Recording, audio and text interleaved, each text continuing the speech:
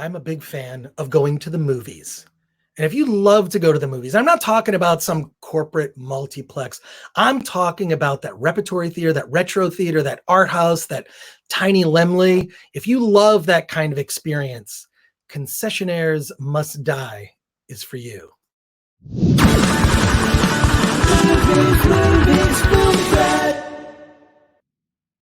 Welcome to the Film Threat Podcast. I'm Chris Gore, and I may or may not have pronounced concessionaires correctly. It sounds like a French word. It is not. It is a film directed by America Young, who is here today. And I'll say, I don't know if you can hear this, the leaf blowers showed up just on time. That's like, you're doing a good podcast. It's a sign of good luck is when you show up. I don't know if you can hear it outside my door here. But America, first of all, you have one of the coolest names ever. No one will ever forget your name. Thank you. It's a family name. It's my mom's name and my grandma's name. So I love it. I love it. So, and you made this film that is a love letter to nerd culture, to geek culture, and to a passion and a love for not the theatrical experience of going to like an AMC or, one of those big multiplexes, but a real small movie theater. Tell me what inspired this and what made you want to get together friends to make a film that's such a love letter.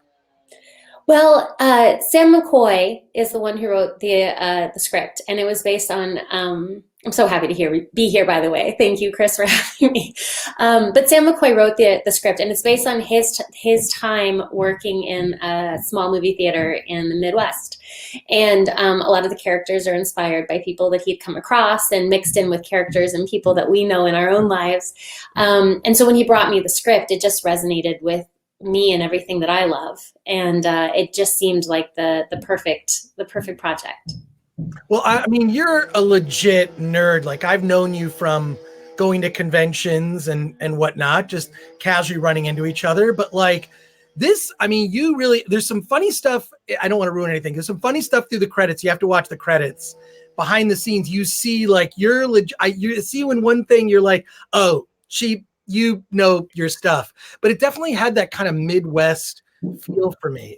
That Midwest like passion for movie. I mean, like I was telling you before we started recording, that like watching the film, it reminds me of people I know. Yeah. Like I know all the people in your movie. How did you collect all the actors? They had to know their stuff. They did. They kind of had to know their stuff. They did. Well, I moved around a lot as a kid. I lived in a bunch of different places, from big cities to small towns, and the love of movies is just universal. And the language that people use to communicate with each other using movie quotes and experiences is a universal thing. And so I think that's why all the characters resonate so much, is because we all know those people because we are those people, or our best friend is that person. And there's people whose whole communication is just movie quotes back and forth. Or the quickest way to tell someone who you are is, I'm a Ross, you're a Rachel, this isn't going to work, or something like that. So that's the amazing thing about film and television and the movies that shape us. And our cast members knew their stuff. Most of them did. Some of them had a quick schooling on some of the things that they were saying. But most of them, like a David Blue, he's as deep in this world as we are. And he actually brought a lot of really fun improvs of stuff that hadn't even occurred to us. So finding the right cast was a journey, but we just ended up with the most perfect people.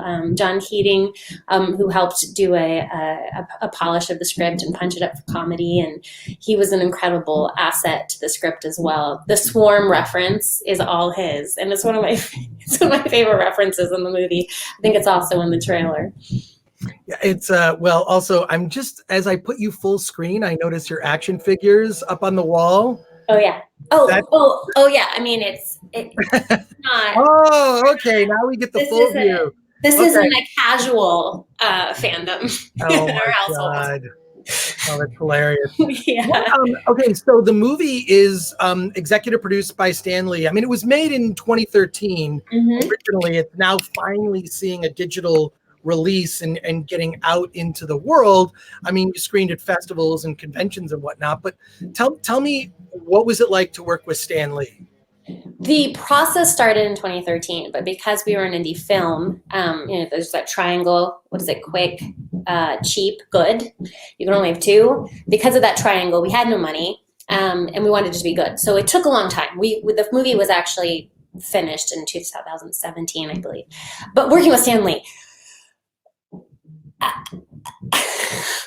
awesome. I mean, I remember when we were shooting his scene in the film, because he has a scene in the movie. He was incredible. The emotionality that he brought to a scene, and the heartfeltness, and he was very directable, and he was very kind, and he was very excited to be part of it. And he loved, when we watched the movie, he loved it, and he did an intro for our trailer. My favorite thing is that he says, he thinks the whole movie came alive when he was on the screen, and that's who he was. He was always kind and supportive and funny, and but what he brought to the acting scene was really great. I really appreciated getting to work with him, and the honor of him willing to put his name on this film. Well, not just that. I think it's the only time I can remember him without a mustache. Yeah. Every time I've ever seen, like, he has no mustache, and he plays that scene. It's a brief scene, but he's kind of grounds the movie. He gives like the motivation for the whole. I don't want to ruin anything, but the whole film. And it really is also like, I don't want to read too much into it, but a lot of what this film is about, it's about the heart and the passion of something real, represented by that theater and that experience, mixed with the overriding corporatization of culture, all of our culture now. And I wonder if you can speak to that, because I feel like watching it now, I'm like, oh man, this is about what's happening to everything in pop culture. It's just being absorbed and corporatized. Yes. I mean, everything you just said, it's hard to speak to it without giving away any spoilers, but the idea that the attachment to something is the value of it and not the way it made you feel. And in his scene, the specific story he chooses to tell is about the adventure and the story he experienced personally because of this object, and not because of the corporate affixed value of what something can be on eBay. And that's I think where the import of story and comic books and movies, it's how it affects us. It's not how much you can then sell your prop on eBay for. Because it affects us, you want to pay the money for that prop or for that first issue, or but ultimately it comes down to our own life experiences and why it impacts us. And so for him to be the one delivering that message, I think is incredibly powerful. And he did it so well. I was thinking recently, now that since we're going to be getting this release, that I should go back through any additional footage and see if there's any outtakes of him, or if there's any other takes of him, because he really landed it, and he really gave it weight, and he gave it a nuance that was wonderful. And one of the things he said to me when we were filming is he said that this was his first movie. And I said, well, you've done hundreds of movies, Stan. And he said that this was his first role in a film that had a name, wasn't a cameo, and he wasn't playing himself. And from the research that I've done and I've been able to find, it's true. He's done a lot of voiceover as different roles, but in terms of on camera, this was the first time he got to act on camera and not be cameo, like, the guy in the library or the bus driver, and be someone else. And he really embraced it, and I think he really gives a beautiful performance. As I wish we had him in more of the movie, because I think he really brought a lot. I just love Stan. I mean, just like such an influence as a kid, and I've been fortunate enough to interview him at a couple conventions on some panels, and he's so warm-hearted. He's like everybody's grandpa. Yeah. I mean, it just must have been. That's really weird. I didn't think about that. Like, he plays a character. He doesn't play Stan Lee. And not having the mustache also, I thought, was like, I don't know if that was on purpose or fortuitous or whatever, but like, it really made it feel more like he was not Stan Lee. He was a character. He's playing a character. But so what I'm curious, like, because me watching the film, I'm like, oh my gosh, especially watching it now, we're just starting to come out of all of our pandemicness. And I'm like, oh my God, this reminds me of like being at a convention, like having those conversations where you can speak that shorthand. I mean, the movie is sort of in some ways goofy and over the top when you do like these cutaways to like film references and whatnot, but that heart that Stan represents, that is the thread that I love that sort of grounds the movie, on sort of top of the, outrageous over the topness. But man, I just want to go to a convention now. Like, just how does it make you feel, like having some perspective, seeing the movie now, and you're an accomplished director in your own right and projects that you've done, like seeing it now, how does that feel, and seeing it getting this release? I love this movie. It was my first feature. You always learn a lot on things. So there are some things I look back on and I go, oh, but for the most part, I love it. And I think it'll stand the test of time because it comes from the heart and because it's such a passion project for everybody involved. It's a topic that everybody is passionate about, which is film, cinema, storytelling, comic books.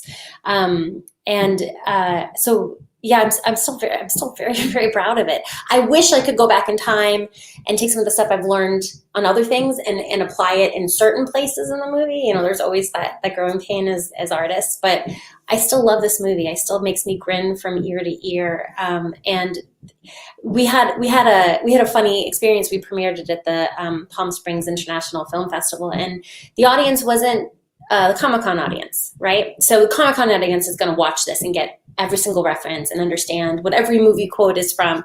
But the audience that watched it loved it. We had a sold out crowd. But I had so many people come up to me and they didn't understand the movie references and the quotes. And they were attributing those to me, like I wrote them. So I had one gentleman come up to me at one point and go, "I feel like the floor of a taxi cab. That's a great line. How'd you come up with that?" And I said, I was inspired by Harold Ramis. And he goes, "I don't know who that is, but great job." And he walked away. And so it was just it's a funny experience because this is speaking to the underlining stories that you're saying, that heartfelt. They had no idea of the references. They gave me a lot more credit for those brilliant lines than I deserve because I didn't write them. But the heart and the story of it still spoke to them, and the fear of going after something that you want more than anything, and hiding, and what your dreams actually are and what you think they are and what that means, and it was something that they responded to, which made me feel really good. I miss Comic-Con. I miss conventions so much. It breaks my heart that it's going to be virtual again this year.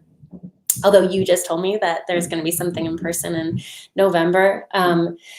So I'm hoping that this movie can bring that to people while they're all missing it in that community, because it is about the community and that shorthand. And that's part of the reason why we did our intros that way with each character, so that you know instantly in a shorthand how that character perceives themselves. Character perceives himself as Conan. Somebody else perceives themselves as a Disney princess. Somebody else perceives themselves as somebody from Pulp Fiction. And so those intros are how people communicate with movies, and especially the movie loving, comic book loving crowd. That's our shorthand, and that's how we know exactly who we're talking to, which is what's your favorite movie? What's your favorite comic book? Who's your favorite comic book character? Why? I know who you are, right? And that's what we tried to do with this movie. That's such a great part of it. First of all, I'm proud of the fact that I think I got every reference in the movie. I'm pretty sure I got nearly every single one.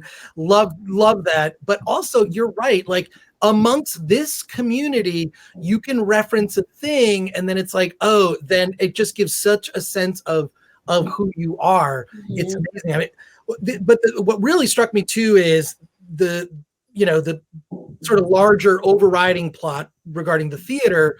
The ArcLight cinemas in LA closed forever.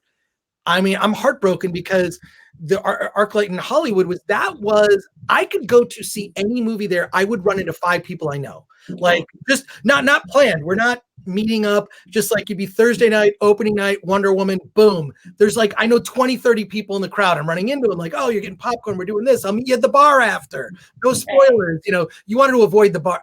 Like, God, I feel like this this movie now is probably more relevant even now because of movie theaters. There's a hashtag Save Your Cinema, right?